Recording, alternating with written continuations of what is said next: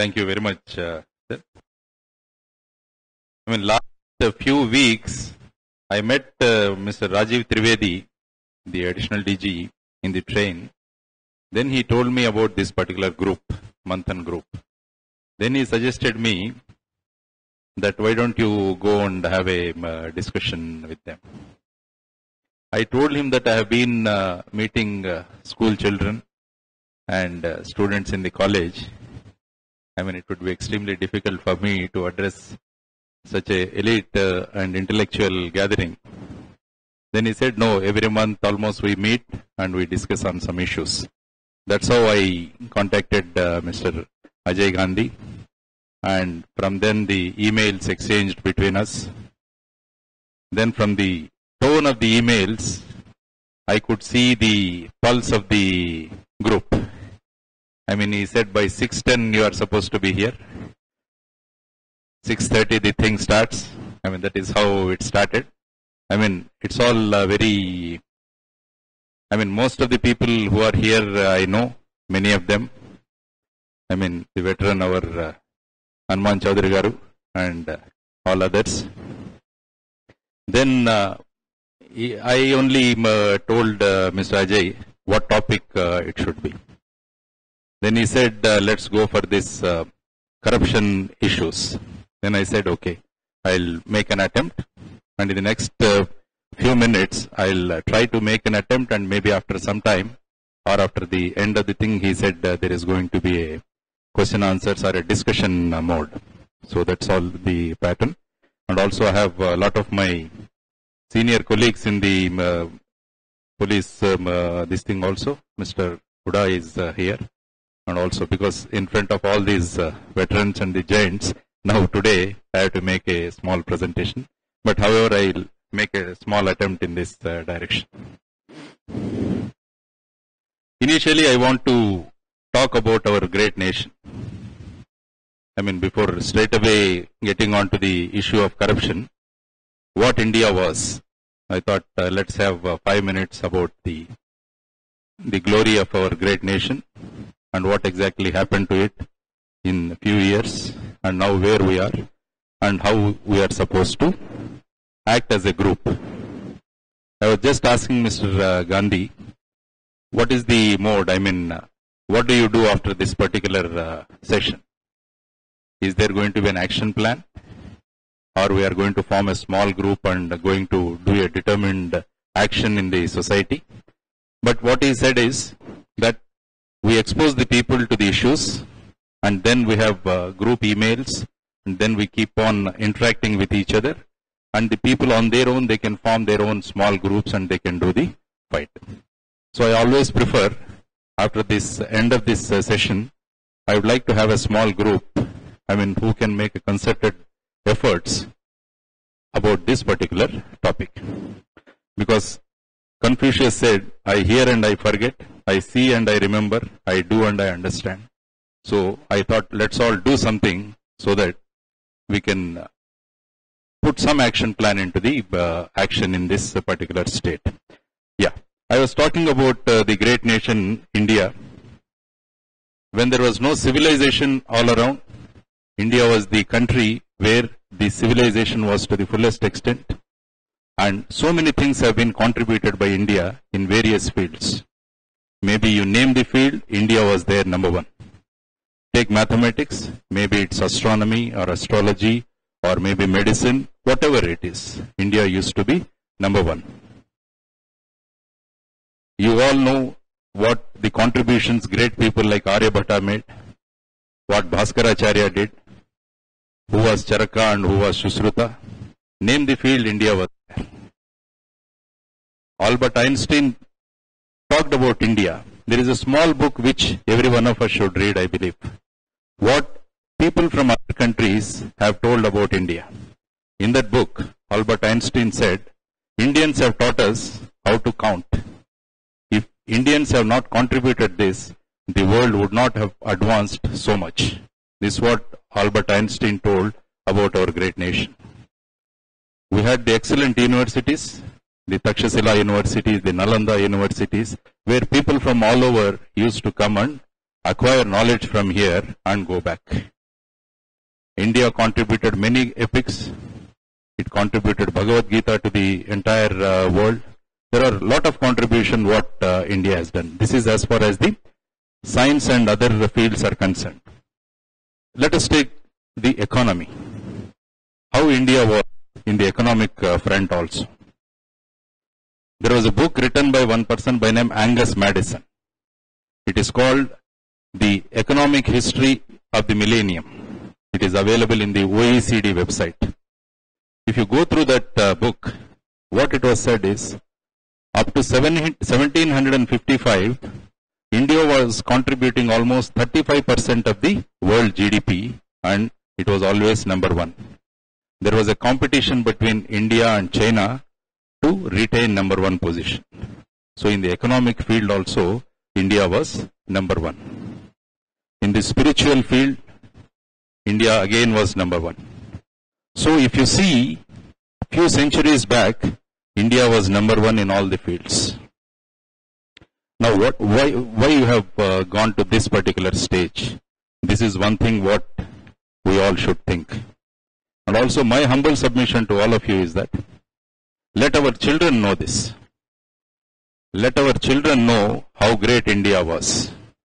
And let us see that they get a feeling that they should make India again number one. This is what is the feeling which we should inculcate in our children. Let us not belittle our country by saying that it doesn't happen in India. I am a strong believer. We all come together. If you all decide, definitely India can become again number one in the world. What is required is, we should all come together. We should all come together. On various counts we are getting divided. Maybe the religion, caste, or maybe whatever it may be.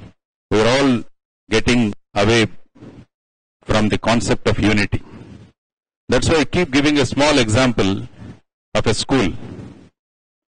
Because I like teaching and I like the teaching profession.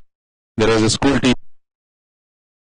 What he did was, a game of puzzle was introduced to the children. A game of puzzle was introduced to the children. Puzzle is what we do. We take a small object, split it up into so many pieces and ask the children to put it again. This is what is the puzzle. What the teacher did was, he took the map of India and divided into various states and union territories, and he gave this to the child, two children. One child could assemble or complete the puzzle in 5 minutes. The other child took about half an hour. Then the child asked the one who has completed it in 5 minutes, how could you do this? Because there were so many pieces, so many states and so many union territories. The boy replied, behind this particular map of India, there were images of two people. What I did is, I joined those two people. When I turned this side, the whole country got united. I got India on the other side. So the moral of the story is, if you unite people, if you make people come together, then definitely we can make a great nation. That is what is the responsibility of all of us. The younger generation is supposed to do that. So I was talking about the contribution of India in the science and other areas, and also in the economy, and also in the spirituality. Now suddenly what happened? How a country like India, suddenly the value system start dwindling, and now where we are. What was the main reason?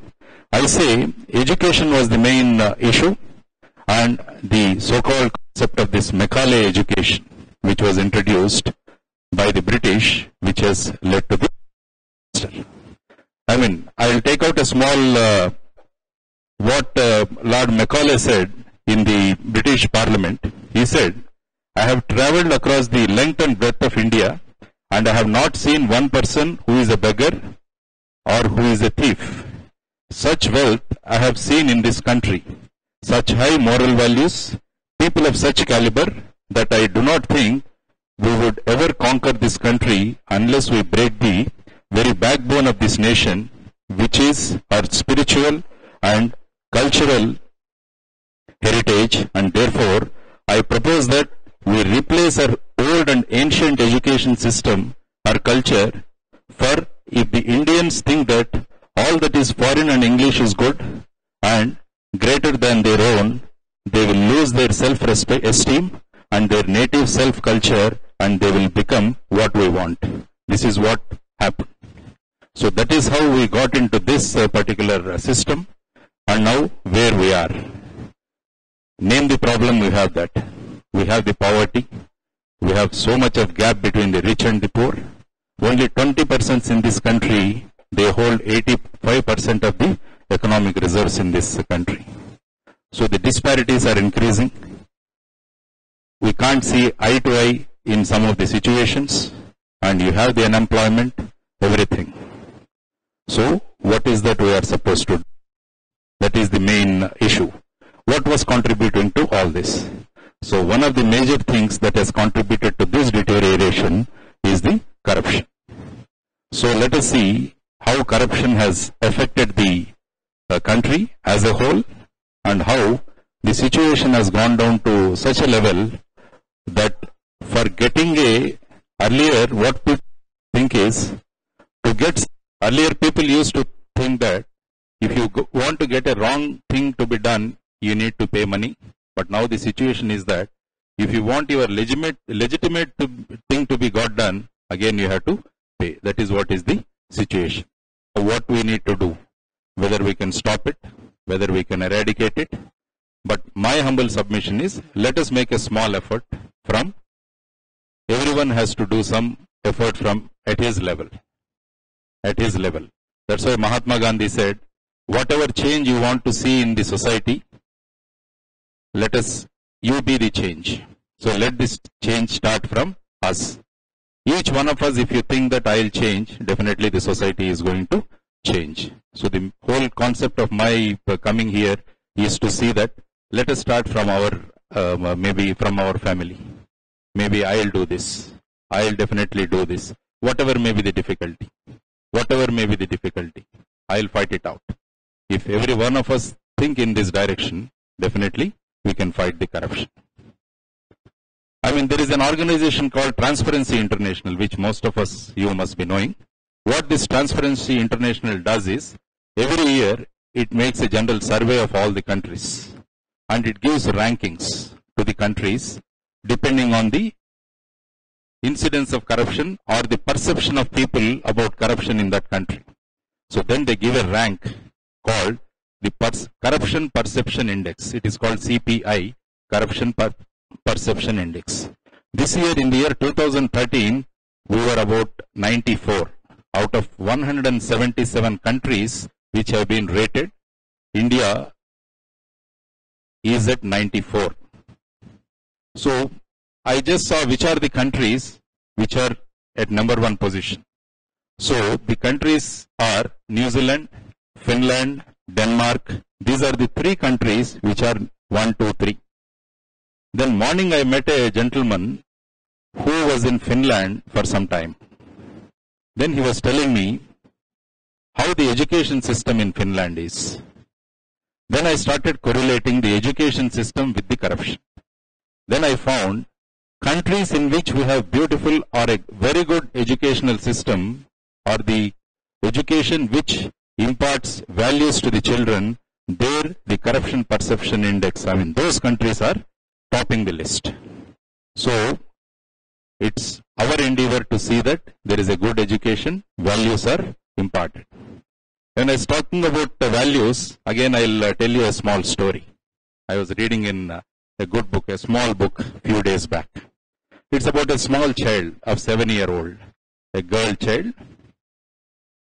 That particular girl child, she doesn't like curd rice, but her father was insisting on her that she should take the rice because it is good for health. But the girl asked the father, you have to give me a promise, then only I'll eat. The father said, what the 7-year-old child can ask me? So the father said, go ahead, whatever you want I'll give you, but finish off the meal. So the girl finishes off the meal and now asks the father, now you have committed, now you have promised, I want something. Father said, you ask whatever you want, I'll give you. Then the girl said, get my head tonsured. Remove my hair. The father was surprised. A girl child with beautiful hair, she wants her hair to be removed. The father started convincing the girl, don't do that. Tomorrow if you go to your school, all children are going to make fun of you. So why don't you have some other wish? I'll fulfill it. The girl was adamant. She said, no, I want that only. So with lot of difficulty, the father took the girl and got her hair removed. On Sunday, next day being Monday, the father thought when the girl goes to the school, lot of children are going to make fun of her. So he dropped her in front of the school and started waiting for some time, because she will go to the class and she will come back. Then he has to take her home. So he kept on waiting. Then one more car came and it stopped there. From that car, one boy came out. That boy also was without hair. So then the father was surprised. Then the boy entered the school and the girl was waiting for that boy. Both of them walked towards the classroom. Then the mother of the boy came out of the car and she started thanking this father. The father was surprised. Why she is thanking me? Then the mother started telling, the boy whom you have seen without hair, he has been suffering from leukemia for last few months. Because of the chemotherapy treatment, the boy lost his hair. Then, without hair, when the boy attended the school, all children started making fun of him. Then the boy stopped going to the school. Then few days back, your daughter came to our house and started inquiring with the boy, why are you not coming to the school? The boy said, this is the reason. The girl said, don't worry. From Monday onwards, I'll give you company. Come to the school. This is what is values. These are all the values which I thought we should inculcate in the children. So, the topic was that the education system and the corruption perception index. So, education makes a lot of difference. So, as parents, if you all want to fight corruption, I think we have to inculcate these values in the children, in our children, whatever may be, never give money or never accept money.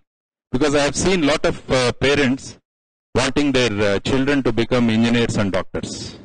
The moment I go to a college, I ask a boy, he says, I want to become engineer. So my humble submission to all of you is, then immediately I ask the boy, what are you going to do for the nation? No doubt, you become a doctor, you become an engineer. Your aim is, what are you going to do for the nation?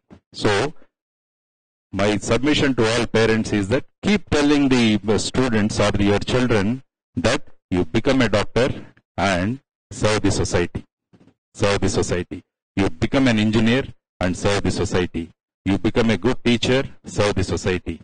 You become a good farmer, serve the society. So the concept of serving society will start right from his childhood. So his entire orientation, his way of thinking would be different. So he wants to give back to the society. He wants to give back to the society like what Dr. Raghuram is doing here. He is giving back to the society. He is a doctor, but he is not stopping at that stage in the society. That is how, if you do, these are all the long-term planning to attack the issue of corruption. We have the departments, we have the anti-corruption bureaus, we have the Central Bureau of Investigation, we have the Central Vigilance Commission, we have now currently Lokpal also is going to come. These are all various things which are going to fight the corruption. But if you want to really fight the corruption, that has to start from our homes.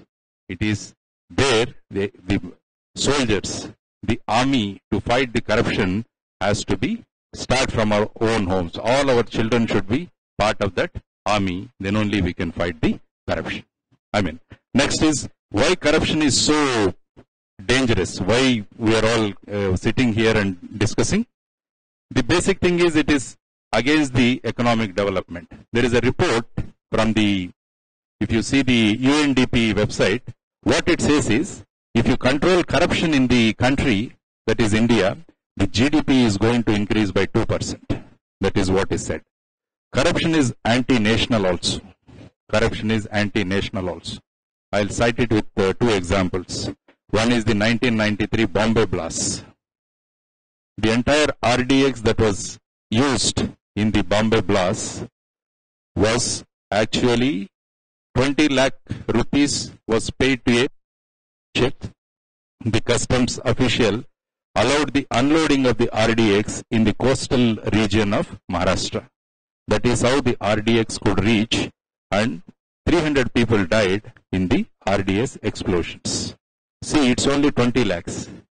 From the front end you can see it's only 20 lakhs.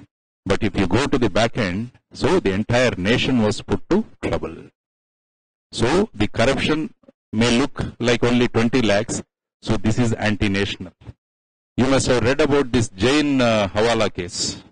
In that case again, a link was established between the terrorists, the politicians, the public servants. So just don't brush it aside. Corruption is, no doubt, it is against the economic development, but it is also against the nation. It is anti-national. So let us think that the ill effects of corruption. Now, the third one is, it is anti-consumer bias also, because we are all paying lot of money to the electricity or to all the other items. But if we can control the corruption, definitely these prices are going to come down. So if you see all these things, corruption is linked up, or it has its influence on all the issues which we fight every day. We fight every day. So this is how the impact of corruption on the overall perception. And I'll show some one or two slides which I have prepared for a bit of presentation, and then we can go ahead with this. This is what the great man told about: there is sufficiency in the world for man's need, but not for man's greed. Yeah, it's a beautiful this thing developed by the UNODC. What you see is a small child. The child is no more. The child is dead. Why? Because this baby's mother could not pay the bribe for the care at the hospital. This is what is the slide talks about it. Yeah. Next, you can go to the next. Yeah. Yeah, this picture you keep. These children were never taught, the says, because a civil servant stole the funds needed to run this school. This is what is the situation. Yeah. Next. Yeah, this forest was plundered. That's what this says. Why? Because the local officials accepted a bribe from illegal loggers. This is how the environment is being affected. Yeah, this is what is the policeman taking a bribe. It appeared on the India Today, this thing, because policeman in uniform represents the government. So that is what the walking government or the government on the streets is the policeman. So this is what is the corruption in the police. Of course, defense deals, all those things. There are a lot of things that are happening. These voters were cheated because officials stuffed ballot boxes and brought the votes. So these are various things that are happening in the country. So every walk of life is affected by the corruption. So let us see how we are going to handle this and how we are going to do this. I'll give you a brief idea about what are the anti-corruption agencies that are available in the country. This is only for a idea. The first one is what is called the Department of Personnel and Training. This is called DOPT because it is generally instructs various departments in the government of India about the corruption and how to handle it. The second agency is the CVC, that is the Central Vigilance Commission. What this commission does is, it generally controls all the public sector undertakings in the country, and also it gives general guidelines to the Central Bureau of Investigation, and also it has a superintendence over the Central Bureau of Investigation in the anti-corruption matters. The third one is the Central Bureau of Investigation I was telling, and of course in the state governments we have the anti-corruption bureaus. Now, there is an act that is enacted in the country that is called Prevention of Corruption Act. It is called PC Act in short. It is Prevention of Corruption Act. First, it was enacted in the year 1947, subsequently it was amended and now it is Prevention of Corruption Act 1988. It lists what are the various corrupt activities. It basically talks about the public servants. The public servants. It says whichever public servants uses their offices for private gain, then it is called as corruption. This is the simplest definition of what is corruption given in the Prevention of Corruption Act. It only talks about the public servants and also some private people also who influence the public servants to take money. They are also can be booked under the Prevention of Corruption Act. I mean, the usual thing what you see is what is known as, that means you give some money to a public servant and get your things done. This is what is known as giving bribe. And then you see in the newspapers items called somebody caught red-handed. Somebody caught red-handed accepting a bribe. I mean, I was wondering how this word red-handed has come. Anybody? How? Yeah. So some of the people know, but for a general audience, I say, we smear some chemical on these notes. Suppose if you want to give some money, what we do is we put some chemical on that, and then these notes were handed over to the gentleman. And then when we go and do the recovery from him, this man would be asked to dip his fingers in another solution. So then the moment he dips the hands in that solution, his hands become pink or red. So that's how they coined the word. He was caught red-handed. So literally the hands are going to become red. So this is the simplest type of corruption which generally people understand about this bribe. The second thing what is most predominant is what is known as the disproportionate asset cases, which we always see in the newspapers. That means it's an accumulation of wealth by a public servant over a period of time. So that is also, these are the various things that the Prevention of Corruption Act lists. Now, my question is are only public servants corrupt, or are there any other corruptions in the society? That also we need to discuss. I always say a lyric writer who writes these lyrics in the films, if he accepts 1 lakh as remuneration and he writes very obscene song which affects the general thinking of the people in the society, I feel that is also a corruption. A film director who takes crores of rupees as remuneration, and if he takes out a very obscene movie or a movie which is going to affect the thinking process of the public, I think according to me that is also corruption. A teacher who doesn't put his full 100% in the job, in the process, when the examination comes and when there are targets fixed on him that all the 100% students should pass, and he makes or supplies chits to the students to see that they all pass the examination, he is also indulging in corruption. So there are, but the book, the act which talks about corruption is only limited to the public servants and few private individuals. So in fact, if you want to attack or if you want to actually fight the corruption, it is the other corruptions which are equally important in a society which we have to fight, because it is all the basic thinking process of the people. So the basic thinking process of the people have to change if you really want to attack the corruption. So this is how it is. And then let me talk about the USP of any country. USP, this is the buzzword generally I keep seeing. Many companies, people keep asking, what is the USP of your company or your firm? So I started checking up what is this USP.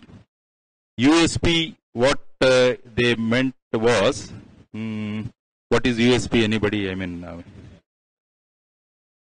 Selling proposition. It is called, they said, the USP. Then I started looking for what is the USP of our country. So everybody talks of USP of their firm or their company. Then I thought, what is the USP of our country? So can we define the USP of our country? Anybody, what is the USP of our country? Justice, God, good manpower, culture, flexibility. Pardon, sir? Okay. So there are differing opinions about the USP. Then I thought, let us see what is the USP of various countries. Then I started looking into America. So what is the USP of America? Then I said, maybe the internet I started browsing. They said good social life is the USP of America. They want to see that the people are happy and the things are done properly. Then I said, what is the USP of England, UK?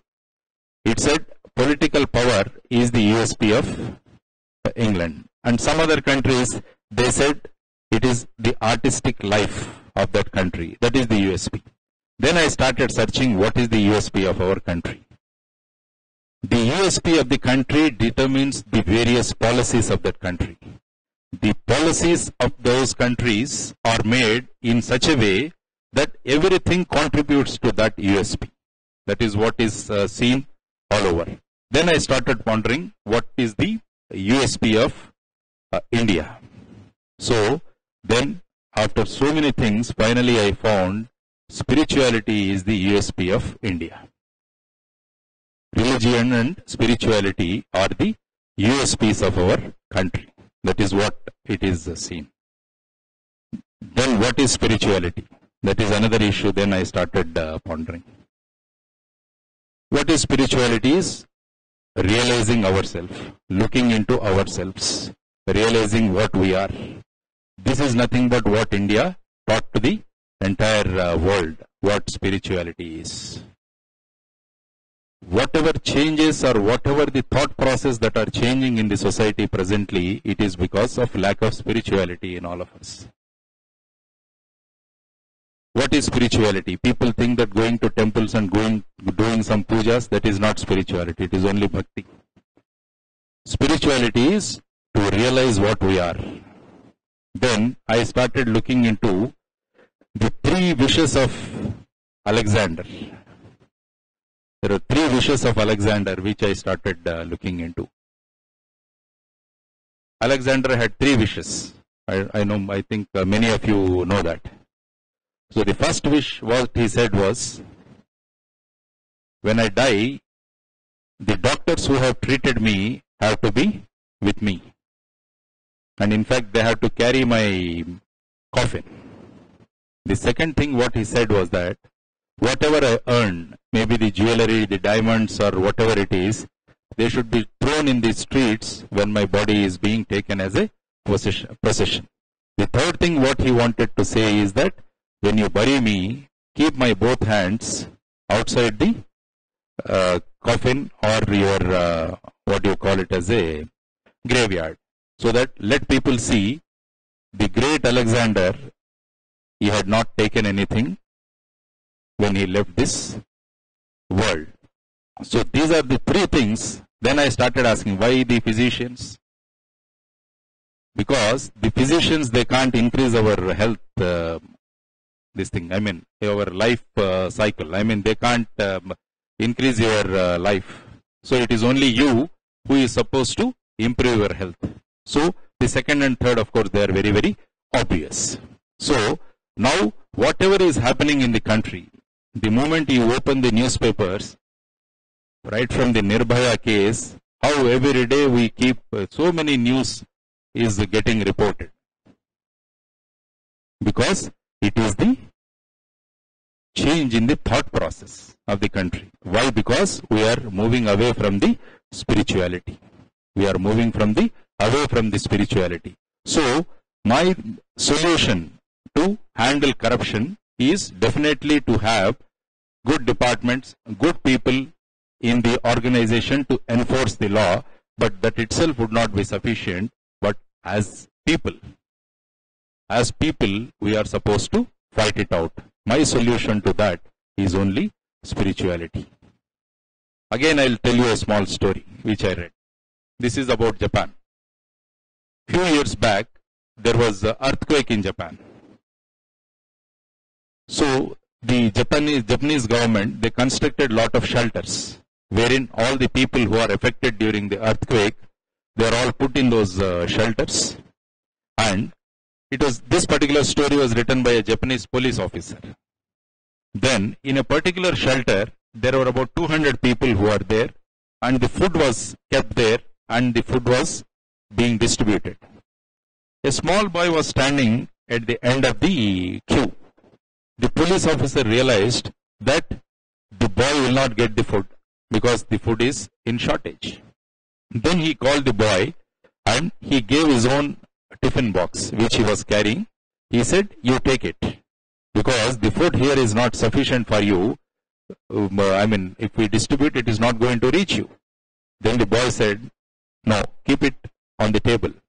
Let this also be distributed." And the boy went and stood there at the end of the queue again. So this is what we are looking for in the society. This is what is the change in the thought process which we all want in the society. Then only we can fight the corruption. There is no question of increasing the number of courts or the number of officers or number of bills. All these things are not going to affect the thing. So it is our duty to see that it has to be attacked from all sides. And the best way of doing it is to see that our thinking process changes. People have started thinking about themselves only. It's all my family, it's all my this thing. Who is going to think about the nation? So we have to develop a habit of thinking among the people to think about the nation. Think about the nation. Because we are all busy. I keep telling people about the mobile phones. The mobile phones what we have, if you are not in the area where there are no signals, so it says out of coverage area. So then I give a correlation to that. If we all start thinking about ourselves, our families, then the nation would be out of reach. So it is our duty to include that the country is always in our area. It should not be out of coverage area. It should be within our coverage area. Then only we can make the country great. So my humble submission to all of you is that corruption is a great problem and it has to be tackled from one and all. It's very difficult. It's not that easy to tackle it. But it is not impossible. So let us not curse the darkness, I always say. Let us light a small candle of hope somewhere in the corner. That is what I think all the members of Manthan Club will start doing it. When it comes to the question, we will all stand to that. We will say we will not pay bribe. Because there is always a demand side and supply side to a bribe. Bribe giver is also culpable as per the Prevention of Corruption Act. What is expected in the Prevention of Corruption Act is that the bribe giver is supposed to go and report the demand. If he doesn't do it, then he also becomes culpable in the whole process. So, wherever there is a demand side, there is also a supply side. Then I was reading an article by Mr. N. Vittal, who was the former Central Vigilance Commissioner. He was telling the main reason for this, the corruption in the country. He said, a corrupt politician, a corrupt bureaucrat, a corrupt businessman, a corrupt NGO, and the criminals of the underworld. These are the people who are responsible for corruption in the country. He said, Neta, Babu, Lala, Jola, and Dada. So these are the people who are responsible for corruption in the country.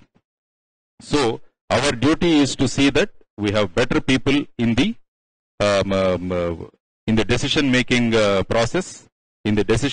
process, and we all should see that the people are properly elected, good people are elected, so that they make proper decision making, so that the country becomes great. So finally I come back to the spirituality of the India. Because we are celebrating the 150th birth of Swami Vivekananda. So why this man has become so great?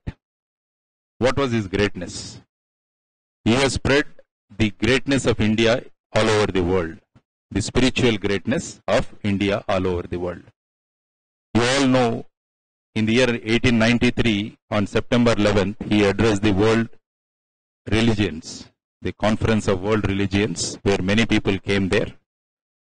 Then he uttered a word, then the entire world has said, applauded, how great India was. Not how great Swami Vivekananda was, but how great India was. The only thing he said was, dear sisters and brothers of America. Then you may be asking us, why? This is a simple thing, dear sisters and brothers of America. Why? The whole world, the people who attended, about 7,000 of them, they gave a standing ovation to this gentleman. Because the speakers who spoke ahead of Swami Vivekananda, they all addressed the gathering as ladies and gentlemen. That means all the people in other parts of the world, they see the entire humanity as only women and men. But when Swami Vivekananda started speaking, he said, dear sisters and brothers of America, here is a country which has the highest culture, which can recognize or which can include everyone in the world in their family. This is what is India. That is how this man became so great. A few words. That's how he told the entire world how great India was. What was the spirituality in India? Another small example I give, and then I'll open the session for question answer session. This was about Julius Robert Oppenheimer. So you all know he is the man who invented this atom bomb, which was dropped in Hiroshima and Nagasaki. Way back in the year 1944, the US government has given Julius Oppenheimer this responsibility of making this atom bomb. He was heading the team. Then, the next day, Oppenheimer went and told the President of America that I want to proceed on leave. The President of America was totally puzzled. Yesterday only I have given him so much of responsibility of making this atom bomb. Now this man wants to go on leave. Then he called him and asked him, why do you want to go on leave? I said, he says, I need lot of courage to take up this project. Okay, by taking 6 months leave, how you are going to mobilize your courage? Then he said, I'll go to India and then I'll get the courage. That was the reply given by Robert Julius Oppenheimer. Then he said, how do you get that great courage by just visiting India? He said, no, I'll go visit India, learn Sanskrit, learn Bhagavad Gita, and then I'll get the required courage. So Robert Julius Oppenheimer, he came to India, stayed here for six months, he learned Sanskrit, he learned Bhagavad Gita, then went back and he did his job. If you want to see, you see the interview of Robert Julius Oppenheimer in the YouTube. He talks about this. He said, this is called Manhattan Experiment. If you call it, it is called Manhattan Experiment. It was done at a place called Trinity. It was like our Pokhran, where we also did those tests. In the year 1945, on July 16th, this particular experiment was carried out. When that whole light was coming, then all the people who were surrounded Robert Julius Oppenheimer, they were speechless.